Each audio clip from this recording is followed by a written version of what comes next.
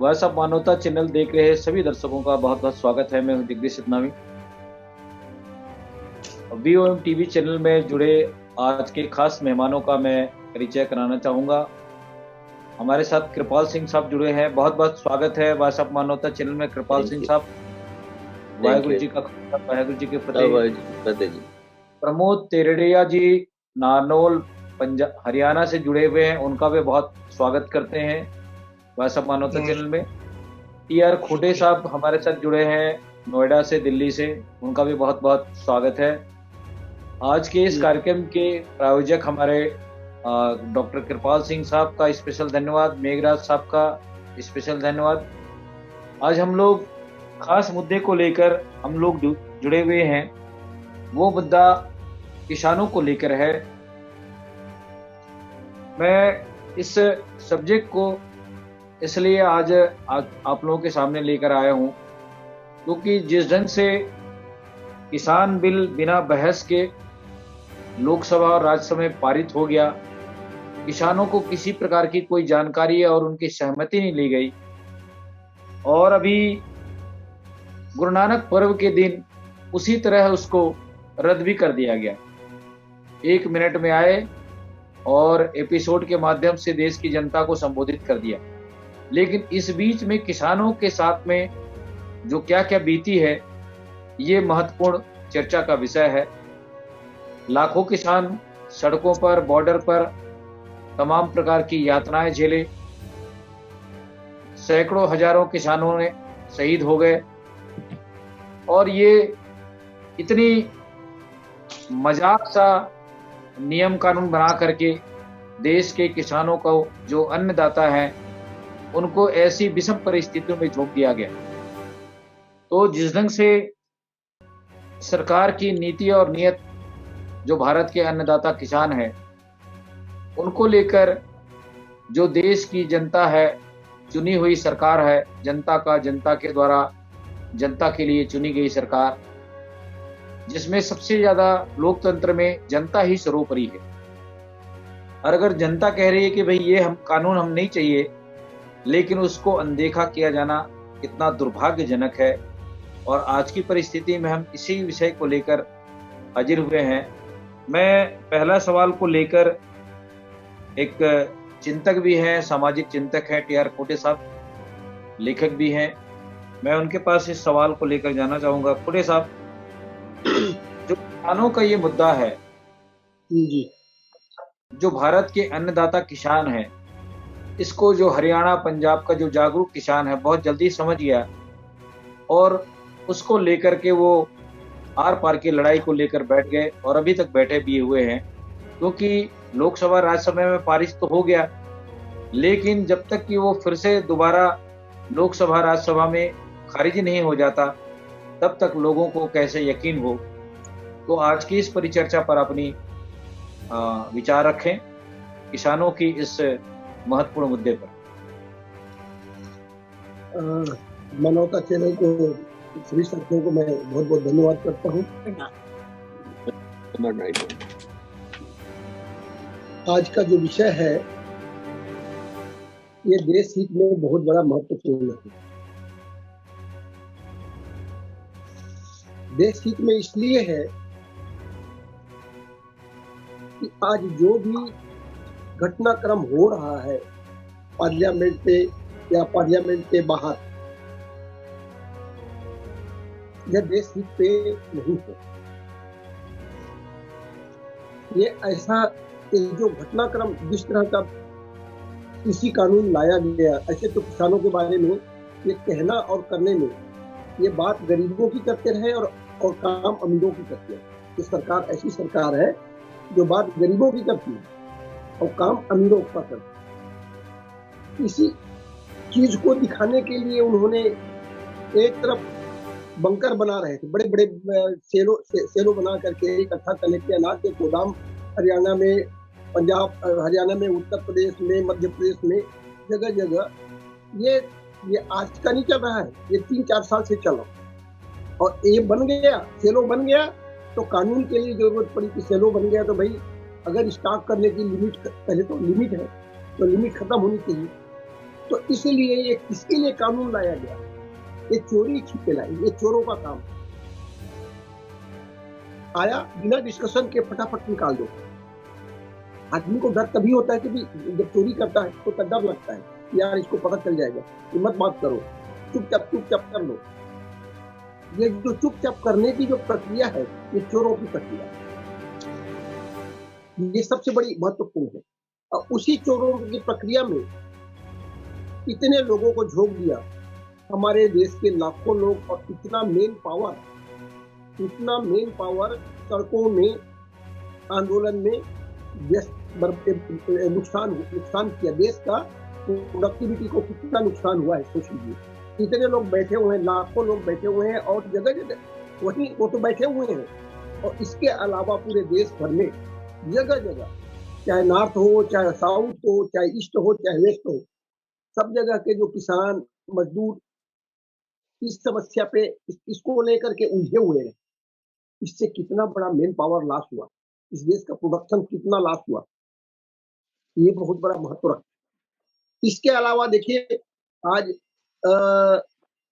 लोग हैं सड़कों पे आए, उनको रोका गया। रोकने के कारण से भी कुछ मौत हुई, और कुछ आकर के भी लोगों ने इमोशनल में कुछ हुआ, कुछ लोगों ने सुसाइड कर लिए। एक ने तो अपने खुद ही कार में बैठ करके सुसाइड कर लिया। तो रिकॉर्ड में आया है, दिखा है, लेकिन सरकार को नजर नहीं आई।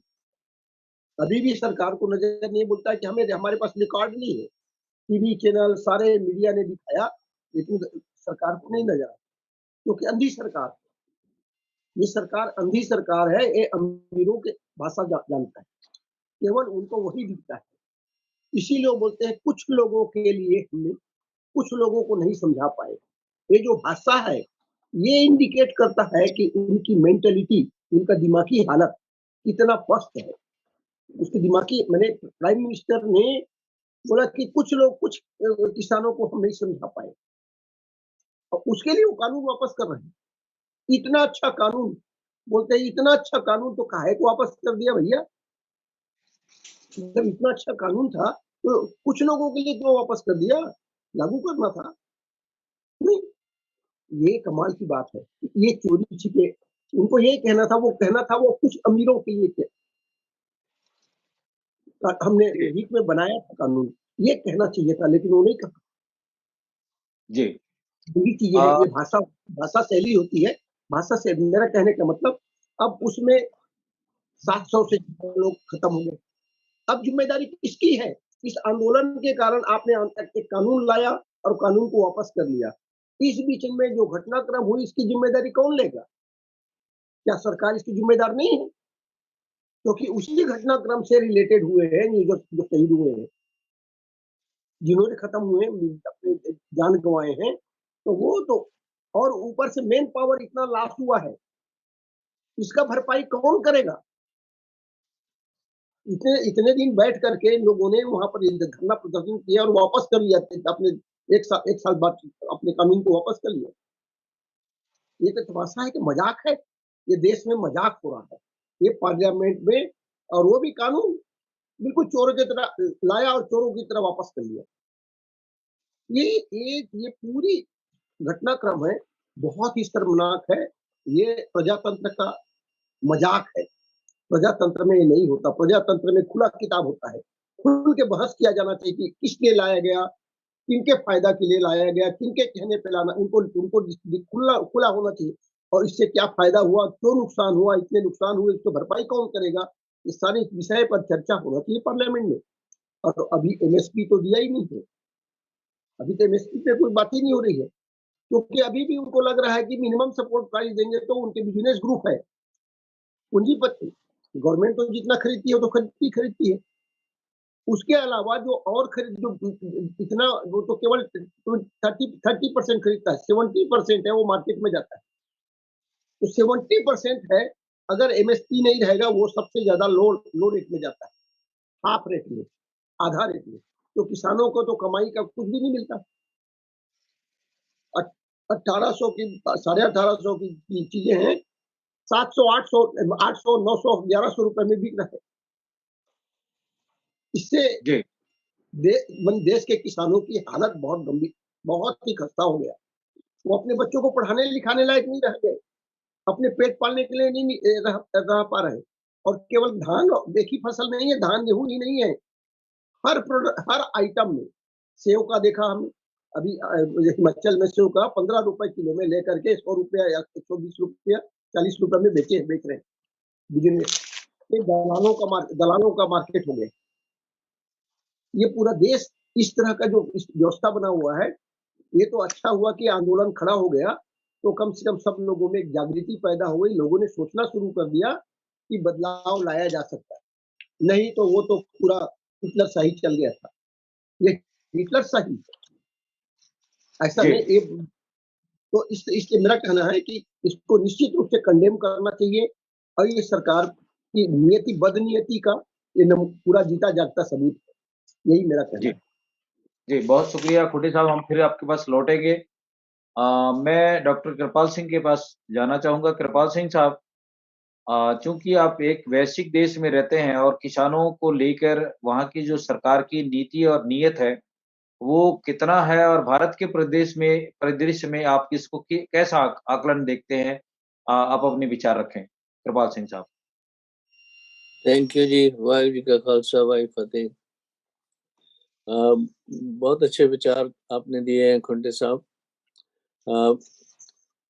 बात ये है कि ये जो पश्चिमी मुल्क है ना, जहाँ तो हिंदुस्तान में जिसको शूद्र कहते हैं उनका बोलबाला है, क्योंकि वो लोग सब स्किल्ड वर्कर हैं, चाहे कोई कॉबलर है, चाहे कोई सफाई करने वाला है, चाहे कोई दर्जी का काम करने वाला है, चाहे कोई खेती करने वाला है, जो सब भी जो है ना, वो सब स्किल्ड वर्कर्स हैं।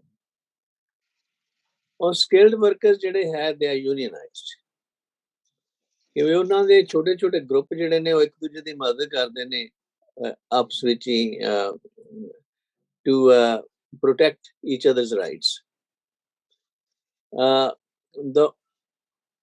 They choose their representatives, which then help make the laws.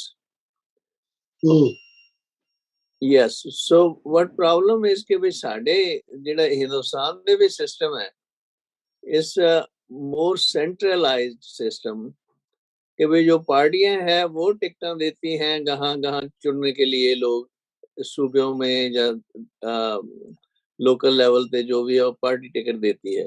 यहाँ अमेरिका में ये नहीं है, यहाँ तो लोग इकट्ठे होके अपना रिप्रेजेंटेटिव करते हैं।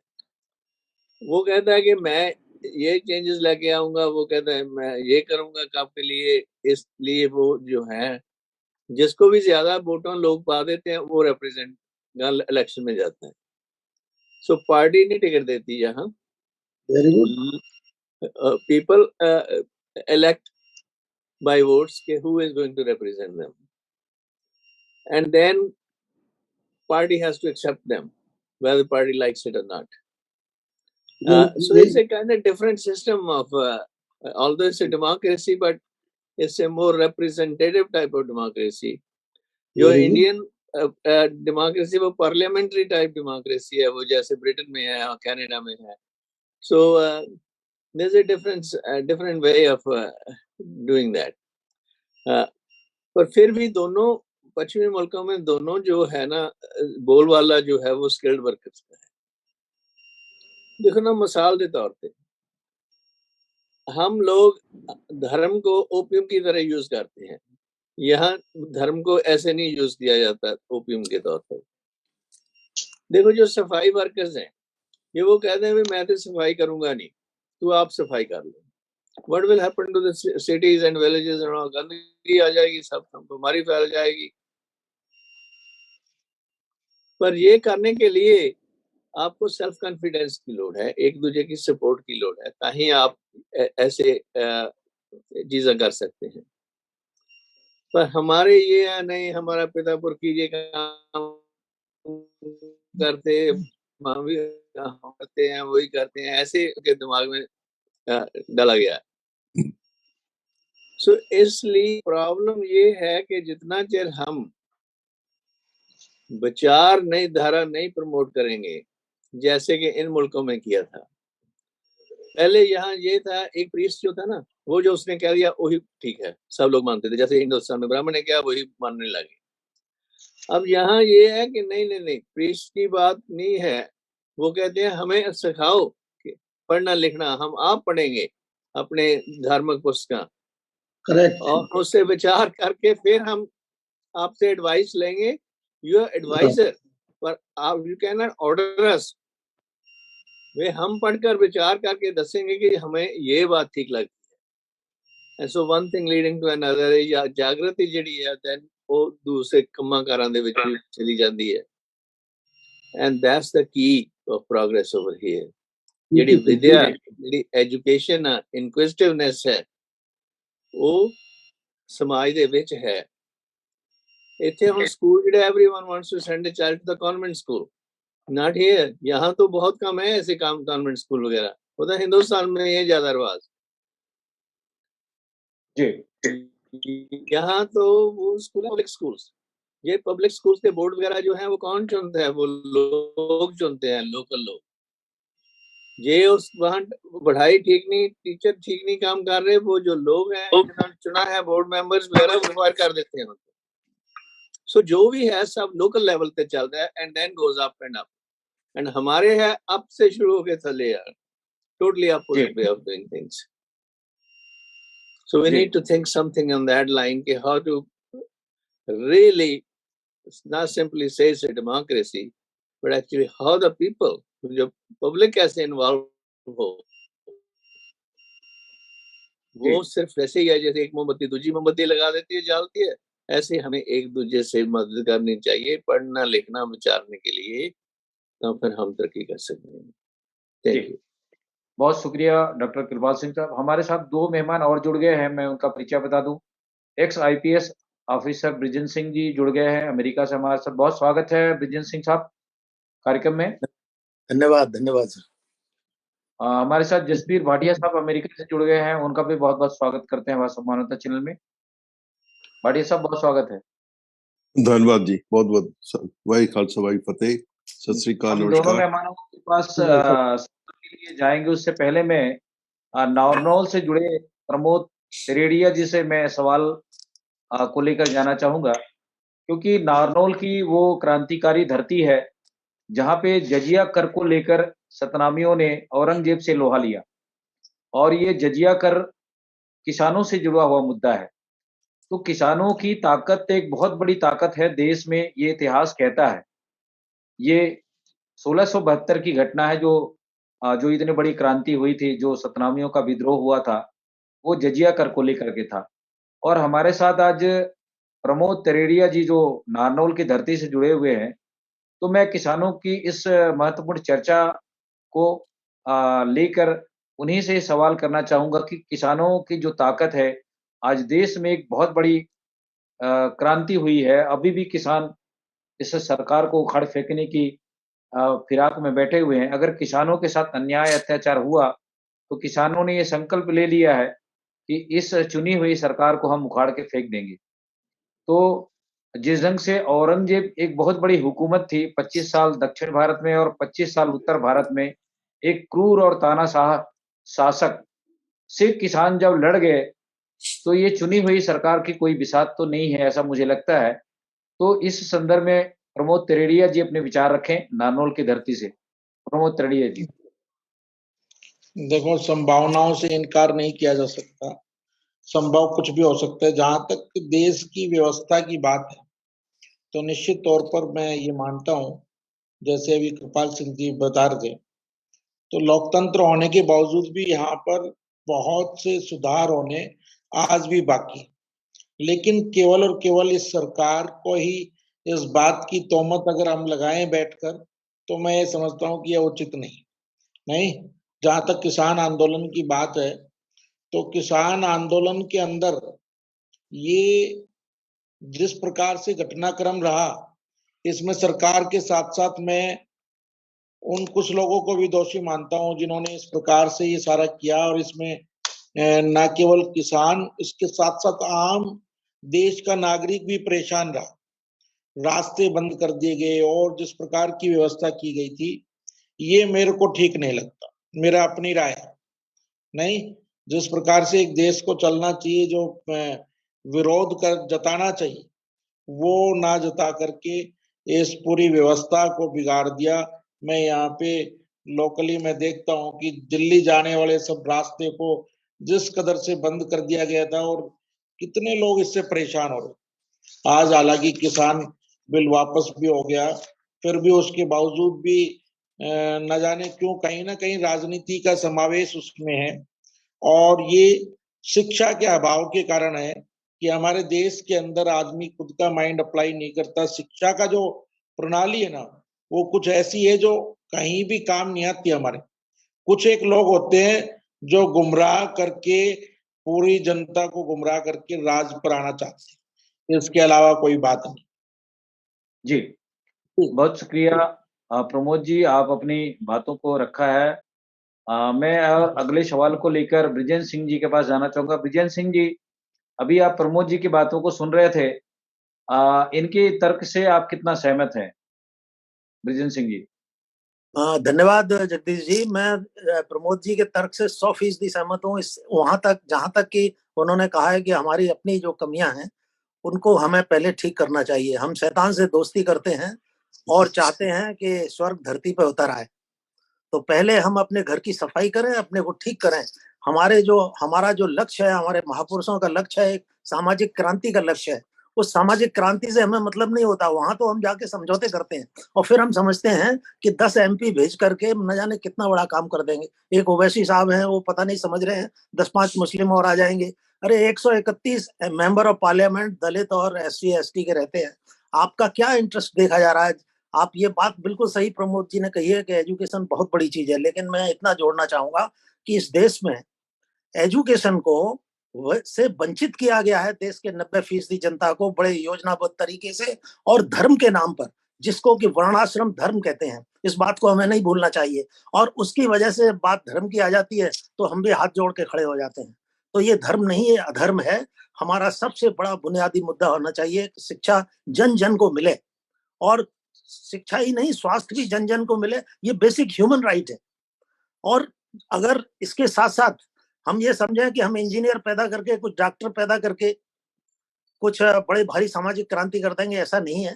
जो मुख्य मुद्दे हैं हमारे समाज के, हमारी जो दिमागी गुलामी है, हमारा जो सप्रेस किया गया है लोगों को सोचने को, अगर हम eat drink and B Mary में लगे रहे, इंजीनियर बन के, डॉक्टर बन करके, तब भी कोई सामाजिक क्रांति नहीं होनी है। इसलिए मैं बार बार एक ही बात कहता हूँ कि शिक्षा का मतलब हमारे लिए होना चाहिए कि सामाजिक क्रांति के लिए जमीन तैयार करें, और वो जमीन बिना कैडर के, बिना ट्रेनिंग के नहीं हो सकती, बिना संगठन के नहीं हो सकती। तो प्रमोद जी ने बात जो कही है, देखिए हर चीज को नेगेटिव पॉजिटिव में देखना चाहिए। हमारे जो माइनस पॉइंट है वो हमको देखने चाहिए, दूसरे को नहीं देखना चाहिए। दूसरे के लिए देखना हमारे लिए बहुत आसान होता है। हम जो लोग सत्ता में हैं, उनकी तमाम कमियां हमको दिखाई देती हैं, लेकिन हमें अपनी कमियां अगर हमारी ना होती तो वो कोई फायदा ना उठाता। आज देश के हर चीज प्राइवेटाइजेशन हो रही है, हर चीज व्यापारियों को बेची जा रही है। हमारे 131 MP कम से कम रहते हैं, उनको तो कुछ कहना चाहिए। तो ये कुछ कुछ आपने ये भी देखा, सन 92 में बाबरी मस्जिद गिराई गई, वो संविधान की हत्या थी 6 दिसंबर को। अब अंबेडकर का जन्म परिनिर्वाण दिवस आ रहा है, वही दिन चुना गया। क्यों चुना गया, किसी ने विचार किया इस पे? वो संविधान की हत्या थी, फिर भी आपके 90% लोगों ने समझा कि अब न्याय मिलेगा और इन लोगों को सजा मिलेगी। क्या आपके आपके लीडरशिप इसमें कुछ कर सकी? तो मेरा जो, बिल्कुल मैं प्रमोद जी की बात से सहमत हूं कि पहले हमें अपने घर को ठीक करना चाहिए, और शैतान से दोस्ती करने के बजाय अवसरवाद, यानी दूसरे शब्दों में अवसरवाद को हमें छोड़ करके उसूलों पर मरने मिटने को तैयार होना चाहिए। कुर्बानी का रास्ता पकड़ना चाहिए, ईमानदारी का, सच्चाई का, सत्य का रास्ता पकड़ना चाहिए, तभी हम सत्य नाम समझेंगे, और नहीं तो फिर राम राम सत्य समझिए। धन्यवाद। जी, बहुत शुक्रिया ब्रिजेंद्र सिंह साहब।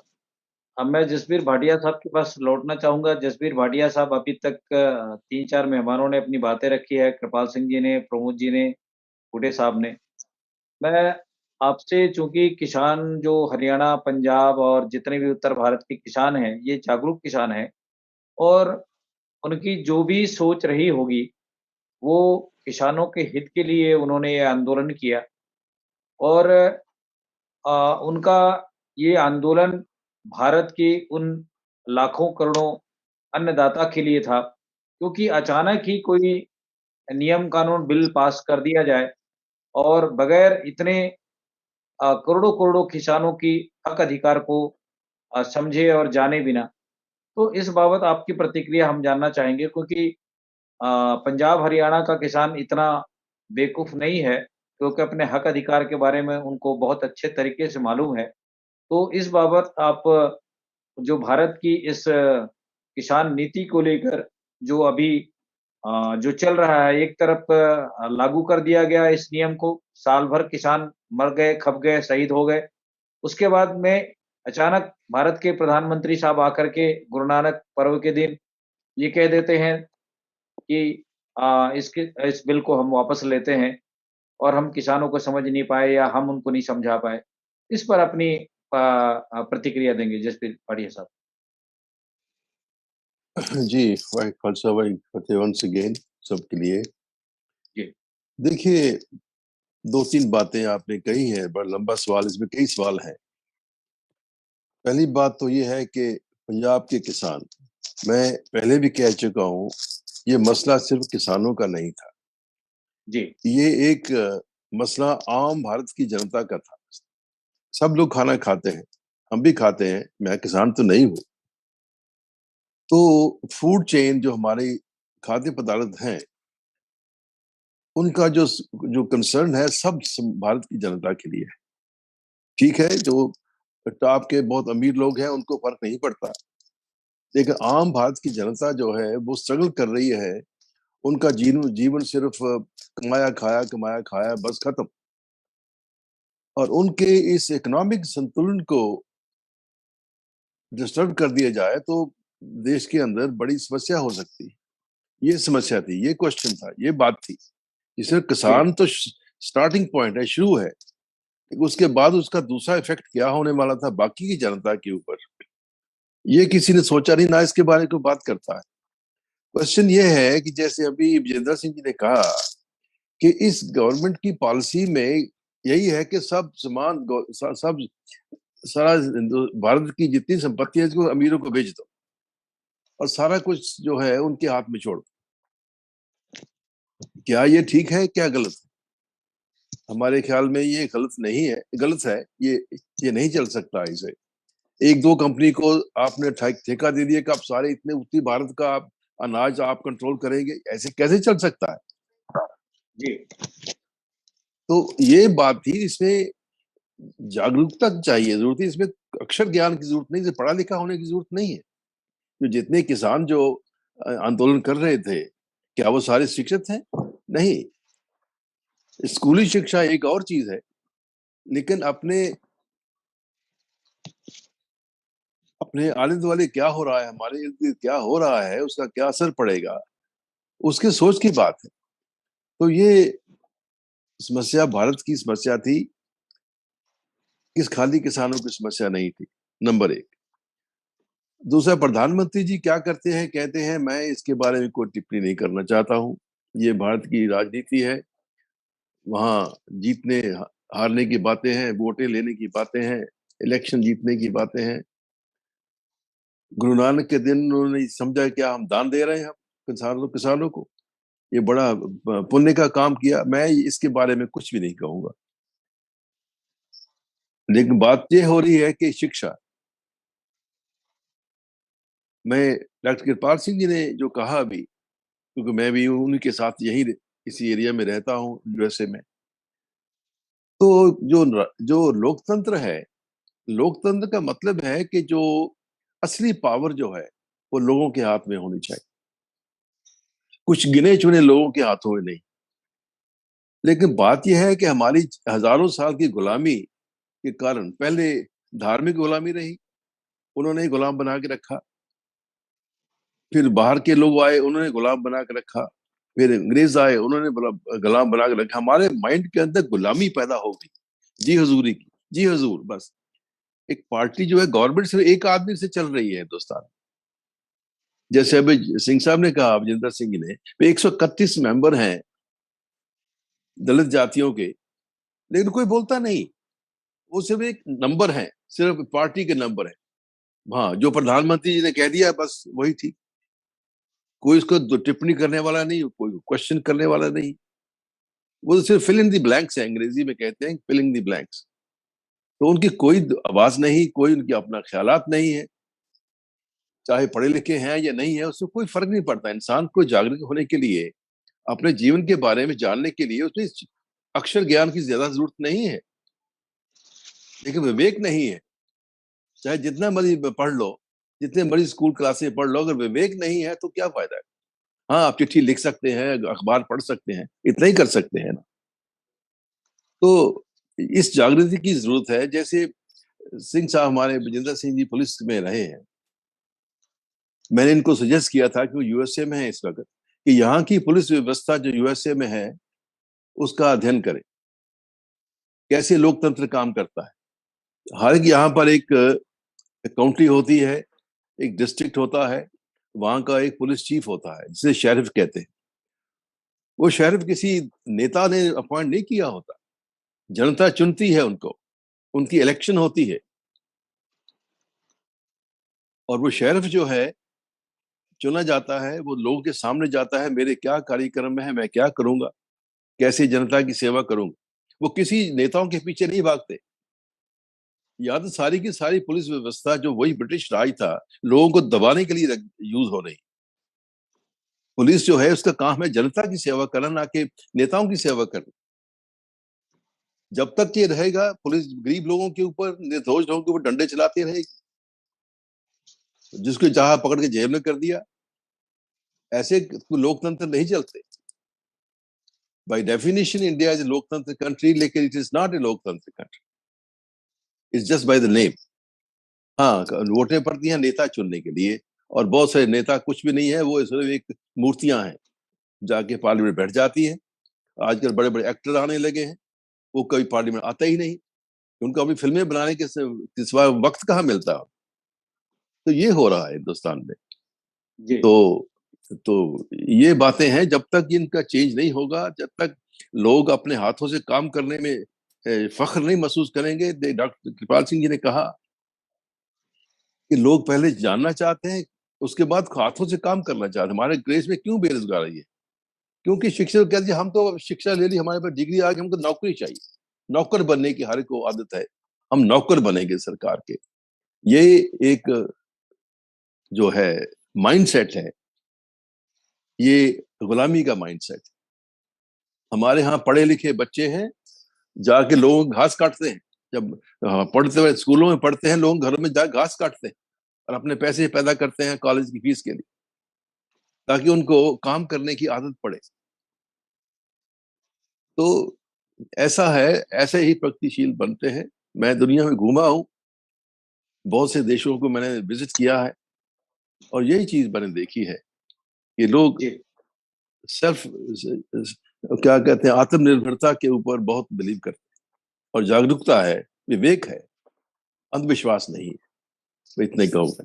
भाई खालसा, भाई फतेह, बहुत नमस्कार। शुक्रिया जसबीर भाटिया साहब, आपने बहुत ही सारगर्भित शब्दों के साथ हमारे इस चर्चा में आपने डेफिनेशन किया है, डिफाइन किया है।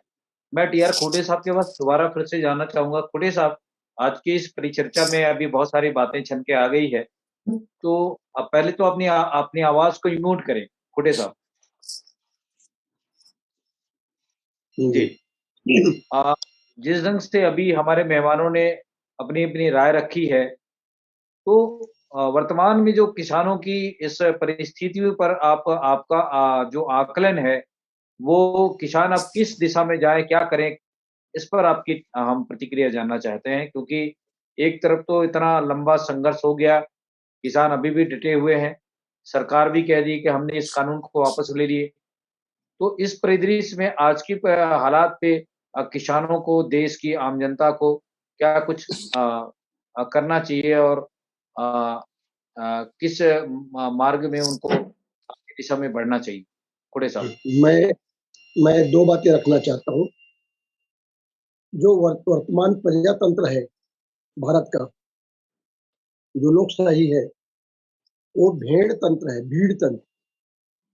भेड़ और भीड़, इसमें भेड़ इकट्ठा किए जाते और भेड़ों को बैठा दिया जाता है नंबर के लिए।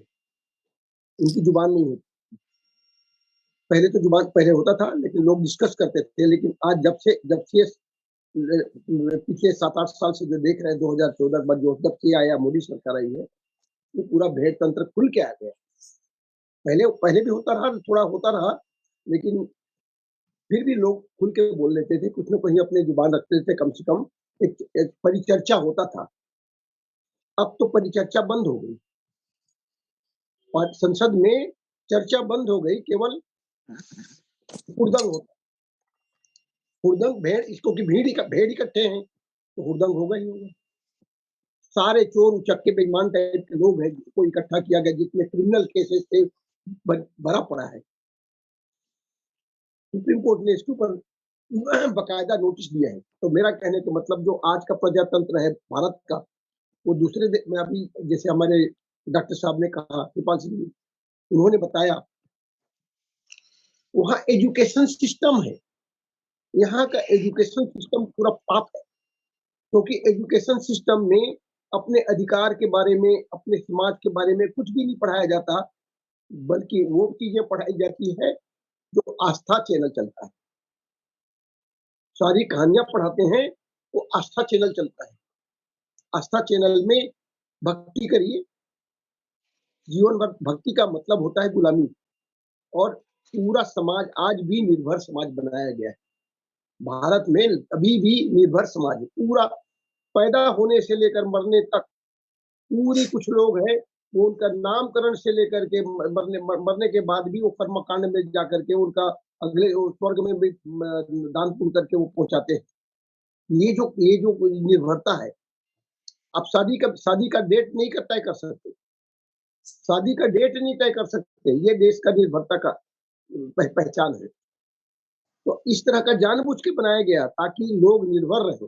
इसीलिए लोगों को जितने गरीब रहेंगे, ये संघ की विचारधारा है कि लोग जितने ज्यादा गरीब रहेंगे, जितने ज्यादा अनपढ़ रहेंगे, उनकी विचारधारा चलेगी, क्योंकि लोग स्वर्ग में आसमान में स्वर्ग रहेगा। बिना फाउंडेशन के स्वर्ग खड़ा कर दिया, बिना फाउंडेशन के। तो ये जो प्रक्रिया है, ये जानबूझ करके तैयार किया गया प्रक्रिया है। ये निर्भरता को बने स्थायी बनाने के तरीके प्रक्रिया है। इसलिए मैं मोटी बात इसके ऊपर रखना जरूरी समझा। भेड़ तंत्र और भीड़, ये जो भेड़ गए हुए हैं, उनके जुबान में ताला लगा हुआ है, वो बोल नहीं सकते। अगर बोलेंगे तो उनको निकाल दिया जाएगा, तुरंत उसके ऊपर कार्रवाई हो जाएगी। इसलिए भेड़ डरते हैं, नहीं हमको खाना मिल गया, चारा मिल गया, बस चारा खाओ और अपना काम चलाओ। बाकी तो कौन सरकार चला रहा है, चले जो 4-5 लोग हैं वही बोलते रहते हैं, तो वही चलाते रहते हैं और कुछ नहीं। पहले ऐसा नहीं होता, हर चीज का पता चलता था कि मंत्री कौन है, शिक्षा मंत्री का पता चलता था। अब तो शिक्षा मंत्री तो ऐसे अनपढ़ लोगों को मैं नाम नहीं लेना चाहूंगा, जो 11वीं फेल है, जिसकी सर्टिफिकेट नकली है, ऐसे को मानव संसाधन मंत्री बना दिया गया पिछले सरकार में। 2013 में जब सरकार बना, तो मैं नाम नहीं लेना चाहता हूँ, आप सब समझदार है, जानते हैं। तो ऐसे लोग, अनपढ़ और गंवार लोगों की सरकार अगर चलेगी तो भेड़ तंत्र ही चलेगा। उसको चलाने वाले कोई और है, ये तो मुखौटा है, ये मुखौटा है, प्योर मुखौटा है। चला कोई और रहा, जो चलाने वाले चालाक लोग, तो चालाक लोग हैं, उस व्यवस्था को नियंत्रण किए हुए। वही सारे किसानों की सबसे बड़ी समस्या किसानों की समस्या है। अब किसानों के देखिए, पहले बार 70 सालों में सड़क में बैरिकेडिंग किया गया, कीले गाड़े गए सरकार की तरफ से। ये कमाल की बात है। हम तो बोलते हैं कि लोग अंदर आने के लिए बड़ी तकलीफ होती है, अंदर आने के लिए हमारे लोग वहां पर जमा किसान लोग आंदोलन में जाएंगे। अगर आपने वहां बैरिकेडिंग लगा दोगे, गड्ढा खोद दोगे, नाले काट दोगे, कीले गाड़ दोगे, तो क्या करेंगे? सरकार ने ये समस्या क्रिएट किया हुआ, ये सरकार की क्रिएट की हुई है। ये सरकार की जिम्मेदारी क्या है? किस लिए सरकार है? कि लोग आए हैं, उनकी बात तो सुनो, उनसे डायलॉग तो रखो। डायलॉग रखने में क्या तकलीफ है? डायलॉग रख रहे, 11 बार डायलॉग रख रहे, और डायलॉग में एक ही बात है, हमने बहुत अच्छा किया, वापस क्यों कर लिया? झक मारने के लिए कानून बनाया और झक मारने के लिए दे दिया। ये बताता है कि उनकी बुद्धि और विवेक है बिल्कुल है नहीं। भ्रष्ट लोगों का सरकार जी है, जो राष्ट्र जैसे सौदा जी करने वाले लोगों की। तो जी इसलिए किसानों की समस्या, मैं जस्ट और 1 मिनट ले हुआ, तो जी किसानों की समस्या है, किसानों ने कम से कम देश में जागरूकता पैदा किया अपने अधिकार के प्रति। इतना ये आंदोलन अगर किसान नहीं खड़ा करते, देखिए उद्योग जगत को तो चौपट कर दिया, प्राइवेटाइज कर दिया पूरा। उद्योग जगत में जितने औद्योगिक कर्मचारी हैं, वो बेचारे डर के मारे वो आंदोलन भी करते हैं, उनका खबर भी नहीं रहता। मीडिया में कोई आता नहीं है, पता तक नहीं चलता। वो भी रेलवे वालों ने किया, एचपीसीएल ने किया, बीएसएनएल किया, सब जगह आंदोलन कर रहे हैं। लाखों लोग सड़कों में हैं, लेकिन उनकी कोई अता पता नहीं, क्योंकि वो कर्मचारी है। लेकिन ये किसान हैं, तो किसानों ने अड़ गए, इसलिए उनको वो सतपाल मलिक ने, जो राज्यपाल है, उन्होंने बिल्कुल सही कहा कि इनसे मत उलझो। इससे ये उन्होंने स्पेशली नाम लेके बताया, इनसे मत उलझो, ये तुम्हारे पहले भी नहीं छोड़ा और आगे भी नहीं छोड़ेंगे, तुम्हारी पीढ़ी दर पीढ़ी तक वो बदला लेंगे। तो ये जो तो बता दिया और सच बात बता, और होना चाहिए ऐसे ही। अगर जिस दिन ऐसी क्रांति चाहिए देश में, भारत में ऐसी क्रांति चाहिए कि जो ऐसे क्रिमिनल्स लोग हैं, उनको कहीं ना कहीं सजा मिलनी चाहिए। आज नहीं तो कल कोई ना कोई उसका होना चाहिए। जी हिटलरशाही ज्यादा देर नहीं चलेगी। जी जी बहुत शुक्रिया खुडे साहब। मैं अगले सवाल को लेकर प्रमोद जी के पास संक्षिप्त में आज की इस परिचर्चा को लेकर जाना चाहूंगा। प्रमोद जी, अभी जो जी जितने भी बात हुई है, इसके सारांश के बारे में अपनी विचार रखें। जी जी जैसे अभी जसबीर भाटिया जी ने बताया था, हमारे बड़े आदरणीय है जसबीर भाटिया जी, कि डॉक्टर इंजीनियर बनने से कोई शिक्षित नहीं होता। मैं भी उनकी बात से बिल्कुल पूर्णतः सहमत हूँ। और मेरा कहना ये नहीं था, मैं तो खुद ये मानता हूँ कि विश्वविद्यालय द्वारा जारी की गई अंक तालिका किसी की बुद्धिमत्ता का मूल्यांकन नहीं कर सकती। एक अनपढ़ व्यक्ति जो कभी स्कूल नहीं गया, वो ज्यादा बुद्धिमान हो सकता है एक शिक्षित व्यक्ति से। लेकिन मेरा मानना ये है कि हमारी शिक्षा के अंदर स्वरोजगार परक प्रशिक्षण शिक्षा और व्यावसायिक शिक्षा का समावेश होना चाहिए। कानून को, जो हमारे जो वर्तमान कानून है, जो इंग्लिश लोगों ने बनाए वही हम पे थोपे गए हैं, उनको बदलाव की जरूरत है और उनको जन जन तक पहुंचाने की जरूरत है। और रोड पे आने की जरूरत नहीं पड़ेगी। ये तो रोड पे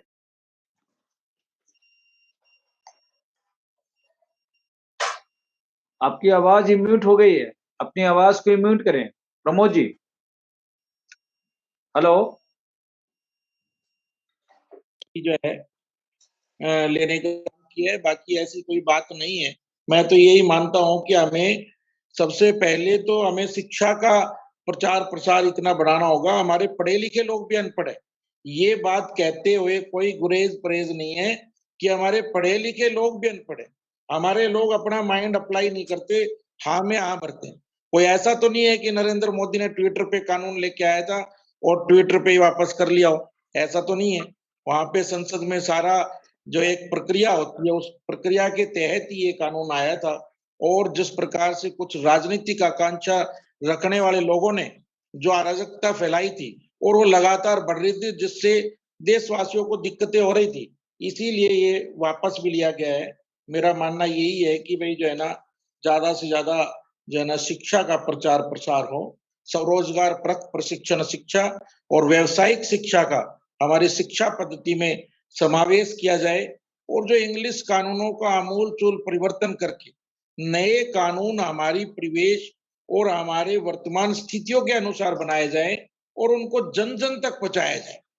जब एक एक व्यक्ति को कानून की जानकारी होगी तो ना रोड पे आने की जरूरत पड़ेगी। आज डिजिटल इंडिया है, अपनी बात कहने के लिए मतलब आपका माध्यम ही काफी है। नहीं, मैं तो यही कहना चाहूंगा जी कि भाई जो है ना, बहुत शुक्रिया प्रमोद जी। मैं एक आज की इस चीज बोलना कार्यक्रम को, चाहूंगा जी खुडे मैं साहब बोले। कि अभी जैसे प्रमोद जी ने कहा, जी शिक्षा प्रणाली, बहुत अच्छी बात कहा उन्होंने। शिक्षा प्रणाली को में काशीराम जी कहा करते थे, अगर मुझे सरकार 1 घंटे के लिए मिला तो सबसे पहले मैं शिक्षा को नेशनलाइज करूंगा। यहाँ मल्टी सिस्टम है। यहाँ के जो शिक्षा के जो अमीरों के बच्चे कुछ और पढ़ते हैं और गरीबों के बच्चे कुछ और पढ़ते हैं। उनको वो जो क्लास नहीं मिल पाती है, उनका ये मल्टी स्टैंडर्ड है। अगर जब जी। तक ये नेशनलाइज होकर के एक स्टैंडर्ड नहीं होगा, जैसे अब हमने डॉक्टर कृपाल सिंह जी ने कहा बताया कि वहाँ जी। शिक्षा के बारे में भी डिसाइड करते हैं लोग, और कि अगर किसी टीचर ने सही ढंग से नहीं पढ़ाया तो ये कल्चर पैदा होना चाहिए इंडिया में। और विज्ञान के ऊपर आस्था नहीं डालना है, आस्था के ऊपर विज्ञान को बैठाना है। इंडिया में उल्टा है, विज्ञान के ऊपर आस्था बैठा हुआ। ये जो आपने बोला ना पढ़े लिखे मूर्ख लोग हैं करके, सच बात है, पढ़े लिखे मूर्ख ज्यादा है। मैं सब सही शब्द है, पढ़े लिखे मूर्ख ज्यादा है यहाँ इंडिया में, जो विज्ञान के ऊपर आस्था को रखते। इंजीनियर है वो, और वो मैं इसलिए बता रहा हूँ, मैं एनटीपीसी में था, मैं एनटीपीसी में अच्छे मैं रहा हूँ, जनरल मेजर रहा हूँ एनटीपीसी में, लेकिन मैं फरक्का में एक पंडित जी थे हमारे डायरेक्टर नहीं थे, वो बहुत सीनियर अफसर थे। वो गए थे वहां पर, और वहां उन्होंने टरबाइन चल रहा था और टरबाइन में वो धूप दिखा दिया अगरबत्ती जला करके। तो टरबाइन में तो कार्बन घुसा और घुस के तुरंत ट्रिप हो गया। वो जलाने गए थे, टरबाइन चलते हुए टरबाइन में इतना महान ये कहा जाए, और उसके कारण से हमारे उन्होंने मना किया था। हमारे जनरल मेजर थे वो, साउथ के थे, राधा कृष्ण जी, उन्होंने मना किया कि ऐसा मत करिए, कोई पूजा पाठ का विषय नहीं है। तो बोला नहीं नहीं नहीं नहीं नहीं, इससे वो होगा। और जैसे ही उन्होंने अगरबत्ती जलवाया और तुरंत वहां गया तो कार्बन जम गया और तुरंत ट्रिप कर गया, पूरा ठप हो गया, बैठ गया। तो ये बातें लोगों ने ये कहा कि देखो यही आस्था, और आस्था के ऊपर विज्ञान के ऊपर आस्था बैठा हुआ है। और इसी कारण से यहाँ का ब्राह्मण सबसे ज्यादा जिम्मेदार है ठग विद्या ब्राह्मणों का। ठग विद्या में ये इंडिया के ब्राह्मण ठग विद्या में उस्ताद है। आसमान में स्वर्ग स्थापित कर रहे हैं बिना फाउंडेशन के, और रोज 5 मीटर के आ रहे हैं। तो मैं कहना चाहता हूँ ये आस्था के ऊपर विज्ञान को हम बैठाना होगा। जी, आपकी बातें पूरी हो गई है खोटे साहब, मैं शुक्रिया बहुत। बिजेंद्र सिंह जी, आज की इस परिचर्चा पर सच्ची अपने विचार रखें, क्योंकि हम सब्जेक्ट से लेकर के कुछ और उसमें भी चले जाते हैं कभी कभी, तो बहरहाल ये जरूरी भी है समझाने के लिए। शुक्रिया खोटे। बिजेंद्र सिंह जी, आज की इस परिचर्चा पर अपने विचार रखें, हमारा समय कम है। खुटे साहब हमारे लिए बड़े दुर्लभ प्राणी हैं, वो बड़े हाईली कैरेक्टराइज्ड आदमी हैं। जब वो ये कहते हैं कि पढ़े लिखे मूर्ख हैं, मेरा एक दिमाग में ये बात आ रही थी कि आखिर ये मूर्ख हैं क्यों? मतलब जो आदमी पीएचडी कर ले, बड़े बड़े साइंटिस्ट पे पहुंच जाए, मूर्ख है क्यों? तो मुझे वो आइंस्टीन की बात याद आई कि एटम बम को तोड़ना तो आसान है, लेकिन पूर्वाग्रहों को तोड़ना एटम बम से भी ज्यादा कठिन है। ये आइंस्टाइन कहता है। तो जो पूर्वाग्रह मगर फैले क्यों? एक सेकंड मेरी बात को सुन लें। ये पूर्वाग्रह फैले क्यों हैं? हमारे देश में जिसे आप हिंदुत्व कह रहे हैं, उसे वैदिक धर्म भी कहते हैं, ब्राह्मणवाद भी कहते हैं, मनुवाद भी कहते हैं, नाम अलग अलग हो सकते हैं, उससे कंफ्यूज नहीं होना चाहिए। वो कहता है कि शूद्र, ब्राह्मण, क्षत्रिय, वैश्य, शूद्र ये ईश्वर ने बनाए हैं, मतलब जो वर्ग हैं आदमी के बनाए हुए नहीं है।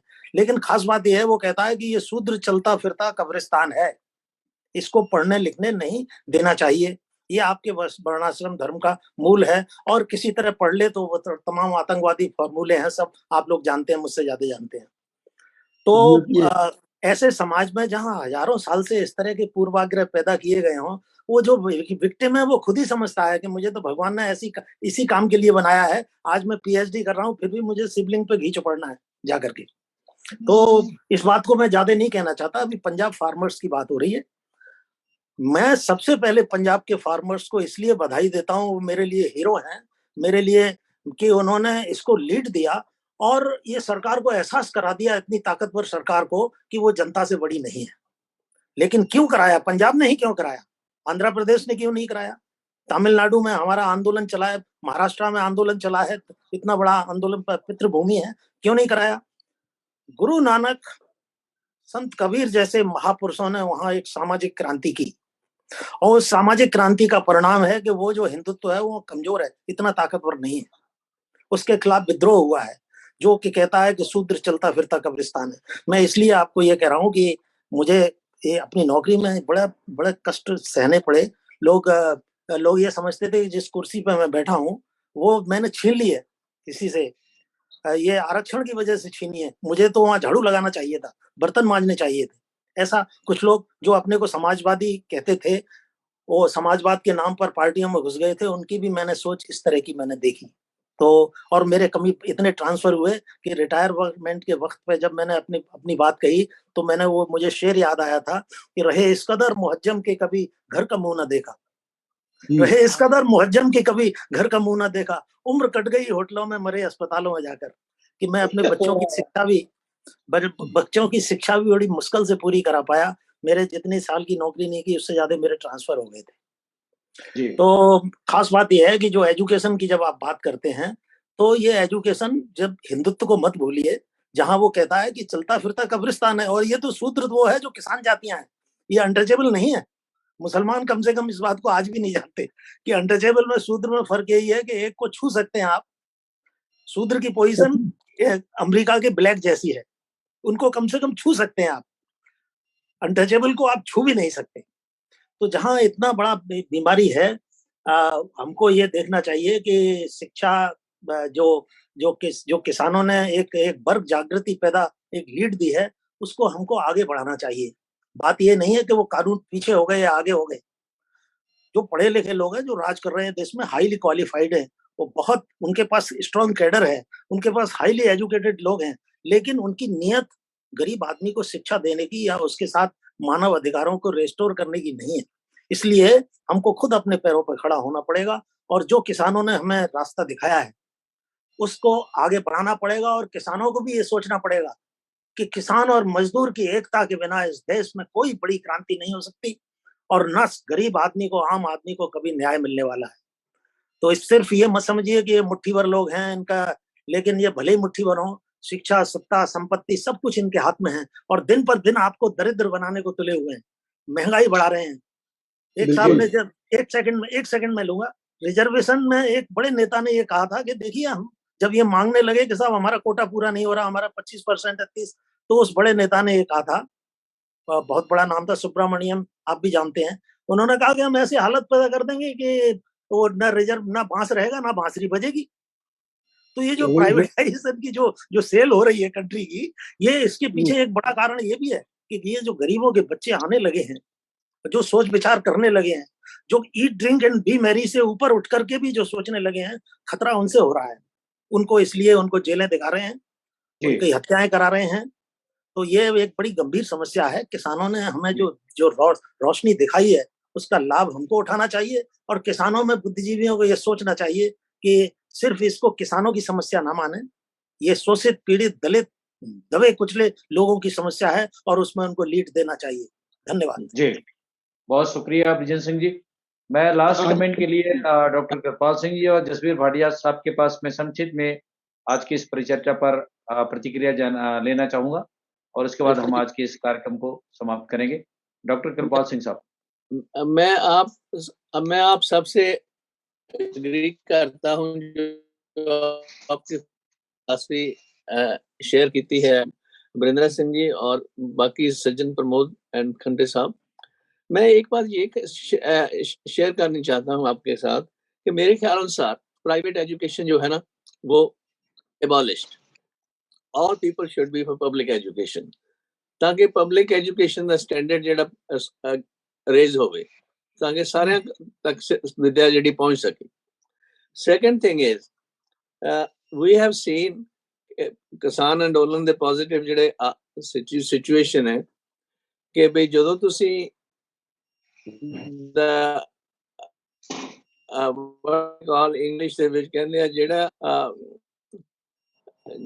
ਜਿਹੜਾ ਡੋਰ ਜਿਹਦੇ ਵਿੱਚ ਮਤਲਬ ਗਰੀਸ ਆਉਂਦਾ ਉਸੇ ਨੂੰ ਮਿਲਦਾ ਜਿਹੜਾ ਥੋੜਾ ਨੋਇਜ਼ ਪੈਦਾ ਕਰੇ।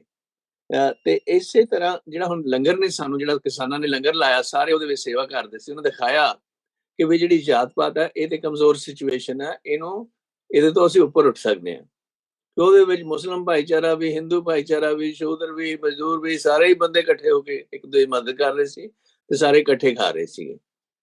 ਦੂਜਾ, ਉਹਨਾਂ ਨੇ ਆਪਣਾ ਪੇਪਰ ਸ਼ੁਰੂ ਕਰ ਦਿੱਤਾ, ਉਹਨਾਂ ਨੇ ਆਪਣਾ ਵਾਟਰ ਸਪਲਾਈ ਸ਼ੁਰੂ ਕਰ ਦਿੱਤੀ ਉੱਥੇ, ਤੇ ਉਹਨਾਂ ਨੇ ਉਹ ਟਰਾਲੀ ਟਾਈਮ ਵਗੈਰਾ ਸੀ ਉਹਨਾਂ ਦਾ, ਤੇ ਦੇ head all kinds of facilities ਉਹਨਾਂ ਨੇ ਕ੍ਰੀਏਟ ਕਰ ਦਿੱਤੀਆਂ ਜਿੱਥੇ ਵਰਡ ਸੀ ਵਿਦਆਊਟ ਗਵਰਨਮੈਂਟਸ ਹੈਲਪ, ਇੱਕ ਦੂਜੇ ਦੇ ਨਾਲ ਰਲ ਕੇ।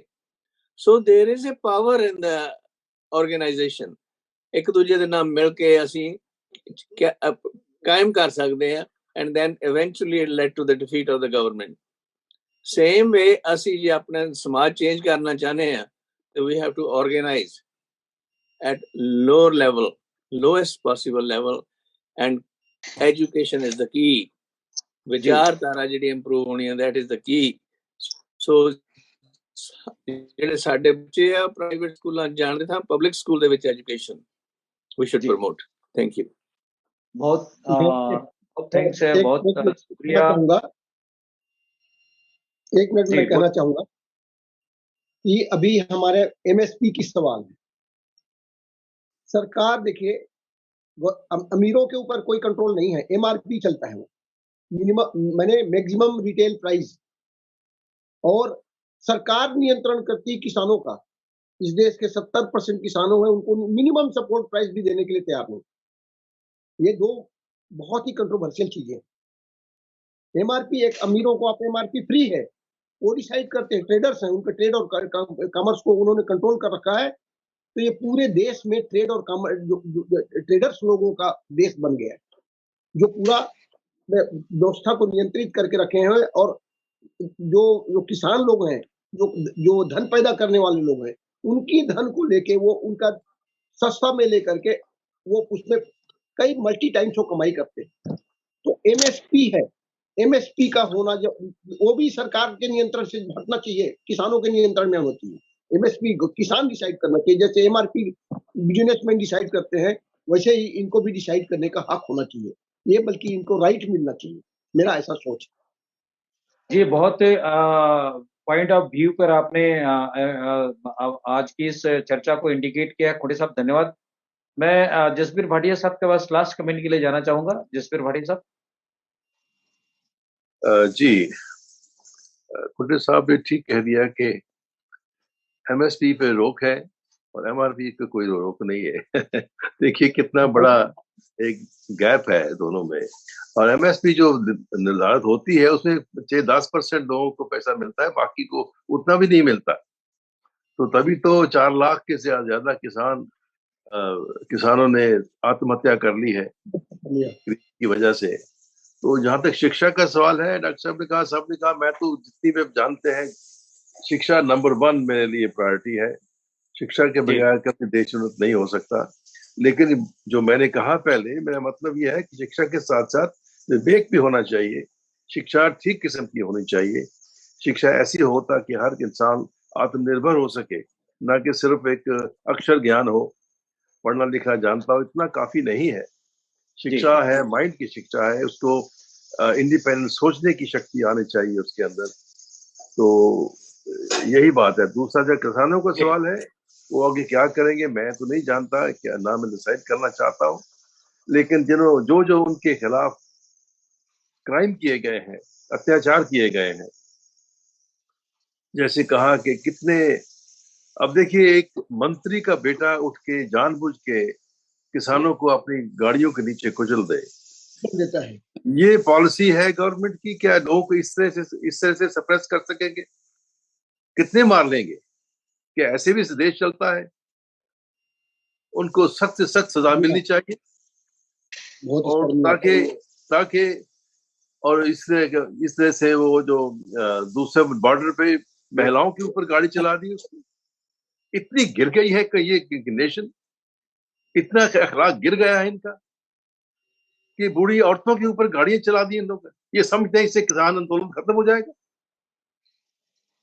इतनी इनको अकल नहीं है। हिंदुस्तान के 2 करोड़ लोगों को ऐसे दबा सकेंगे ये लोग?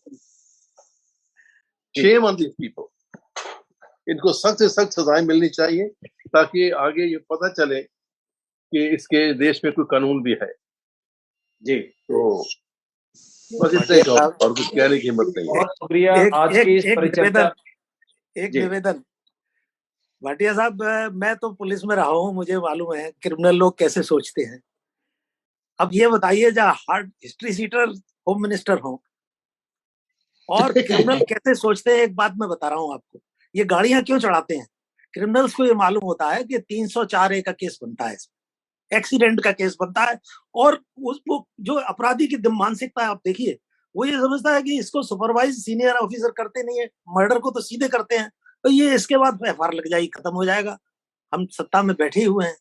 तो ये क्रिमिनल मेंटेलिटी है। ये तो खैर अलग चीज बात है। मैं एक शेर पढ़ करके बात को खत्म करूंगा, अगर आप इजाजत दें। जगदीश जी, जी शेर बिल्कुल, सुनना चाहेंगे? जी बोले सर।